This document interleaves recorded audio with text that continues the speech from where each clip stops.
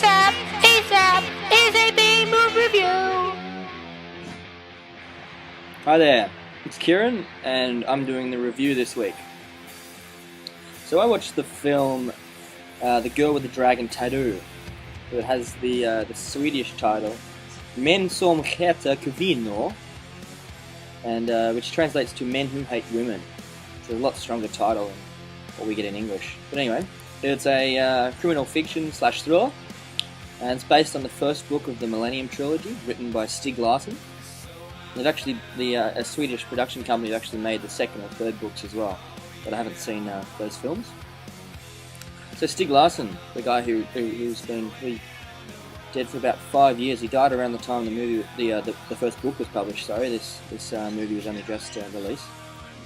But yeah, he was an activist and a journalist, and you can certainly see some of the the topics come up in the film that he was kind of working against in Swedish society, which was largely the presence of far right elements and prejudice against women, and so it's quite an interesting film. There's two main characters, one being a young woman, and she's pretty dark, very much a goth and kind of an outcast in society, and she's her part that she plays and the strength of her character is really interesting. And then there's a recently defamed journalist, and he's the one who's fighting against some kind of crooked elements as well, which is probably a bit of Stieg Larsson's own personality coming through.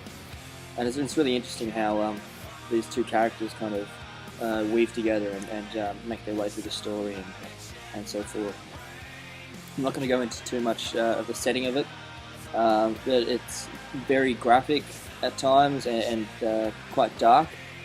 But there's some positive things come out of it through the experience, which is good too. And I'm sure Stieg Larsson was trying to get this stuff out there so that people would be influenced by it, and ultimately some changes might come about in society. There's rumours floating around that there's going to be a Hollywood remake, and Johnny Depp, Brad Pitt, and George Clooney are apparently interested in playing one of the leads, being the defamed journalist.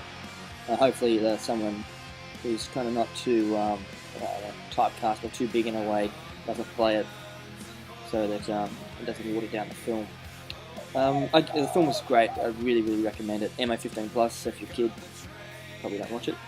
I give it 4.4 stars. It was pretty damn good.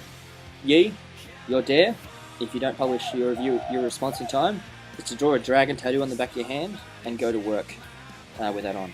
Anyway, thanks for that. I'll see you later. Bye.